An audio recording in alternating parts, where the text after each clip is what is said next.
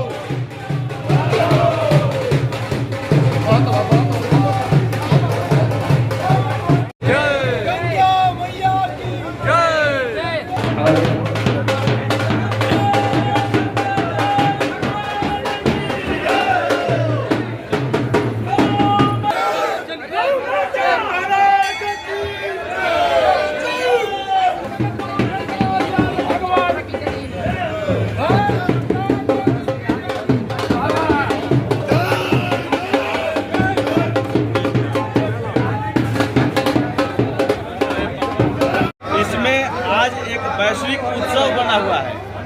एक वैश्विक उत्सव बन रहा है। भारत सरकार छठ महापर्व को यूनेस्को अमूर्त संस्कृति विरासत को लेकर के इसको सूची में शामिल कर रही है।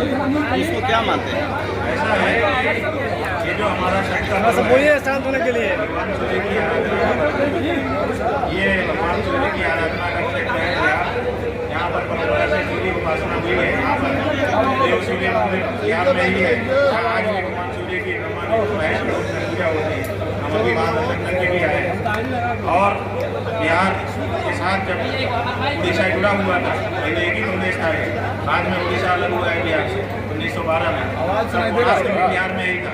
और तब यहाँ पर भगवान सूर्य की आराधना उपासना होती थी। यहाँ से लेकर के कश्मीर तक यही वातावरण। भगवान सूर्य की ये जो छठ पूजा है, ये सूर्योदय के समय भी इसको अर्घ्य प्रदान करने के लिए दिन से लगती है, सूर्यास्त के समय। इसके पीछे सीख है। सीख क्या है? देव सविता ताम्रा ताम्र ये वास्तव में है। सब बंधुओं के विभक्त माना एक होता है।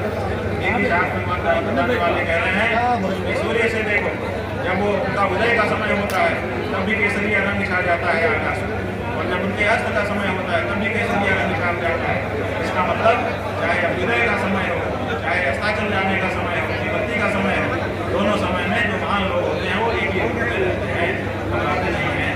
इसलिए भगवान सूर्य से धैर्य धारण करने की क्षमता हम लोगों को होती है, और इस पर्व के द्वारा वो शिक्षा हमको मिलती है।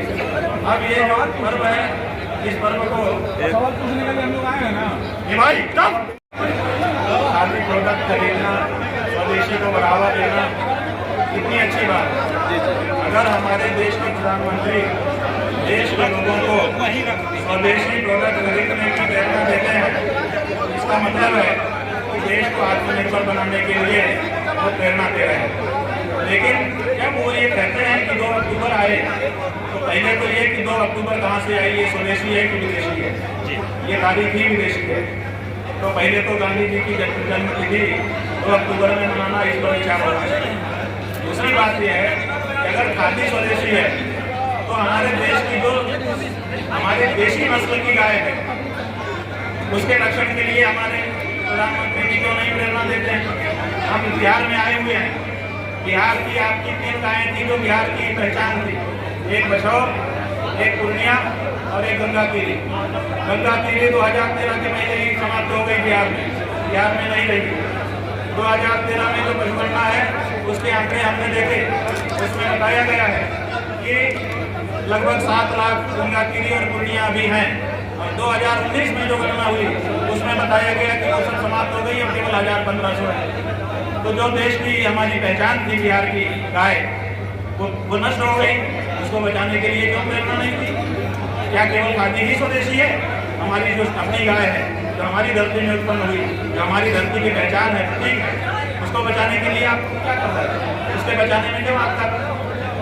उसमें भी टैक्स फ्री किया गया। मध्य प्रदेश में आपने उसको टैक्स फ्री कर दिया, बढ़ावा दे रहे हैं कि गाय का मांस बेचो, आपको कोई भी अच्छी नहीं लगेगी। ये कैसी बात है? तो ये सब बातें जो हैं वो विचारणीय है। अगर स्वदेशी की प्रेरणा प्रधानमंत्री के द्वारा दी जाती है, अच्छा है, उसकी प्रशंसा होनी चाहिए। लेकिन समग्रता में ये प्रेरणा होनी चाहिए ऐसा मुझे। अच्छा महाराज, संत को चुनाव मैदान में उतरने की क्या अच्छा ये बताओ, धर्मशास्त्र में कहाँ लिखा है कि अगर देश में चुनाव हो तो संत भाग न दे एक बार? तुम्हारे संविधान में कहाँ लिखा है कि संतों को वोट देने का अधिकार नहीं है, संतों को राजनीति में बात कहने का अधिकार है?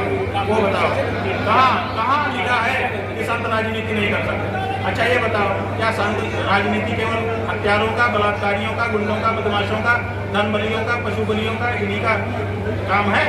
संतों का, सज्जनों का काम राजनीति नहीं है? कहीं कहाँ से ये कहाँ से आपने ये अर्थ आपने कहाँ से निकाल लिया कि सज्जन और संत राजनीति नहीं कर सकते? बताइए। कहीं उद्देश्य क्या है महाराज? उद्देश्य गौ रक्षा है, उद्देश्य संस्कृति की रक्षा है, उद्देश्य एक जाति को दूसरी जाति के साथ लड़ाने को की जो भावना खड़ी कर दी गई उसको खत्म करना है।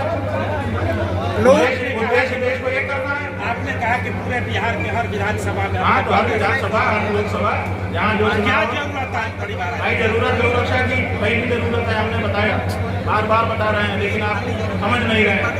गौ रक्षा हमारी पहली जरूरत है। हम सभी सनातन धर्मियों के घर में जब दाल रोटी बनती है ना तो सबसे पहली रोटी गाय की निकलती है।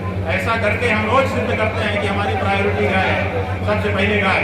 तो सबसे पहले हमारे बहुत सारे मुद्दे हैं, लेकिन सबसे पहला मुद्दा गौ रक्षा है, इसलिए हम उसको करना चाहते हैं। पहले उसको जीतना चाहते हैं, उसको जीतने के बाद दूसरा मुद्दा उठाएंगे, तीसरा मुद्दा उठाएंगे, अब मुद्दे को लड़ेंगे। भाजपा भी तो गौ रक्षा की बात, भाई भाजपा गौ रक्षा की बात करती थी, लेकिन सत्ता में आने के बाद गौ रक्षा नहीं कर पाई, इसलिए वो रिजेक्ट हो गई।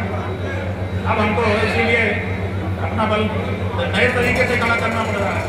क्या कही विधानसभा में आपने अपने गौ रक्षा? भाई क्या करेंगे, हर जगह पर लोग हाथ उठा करके गौ मतदान का संकल्प ले रहे हैं। जब वहाँ गाय का कोई प्रत्याशी ही नहीं होगा तो किसको वोट देंगे? इसलिए किसी न किसी को गाय का वोट लेने के लिए खड़ा होना पड़ेगा, तभी तो वो गाय का वोट देना चाहेगा। कितने लोगों ने गाय के लिए वोट किया, मजबूरी है।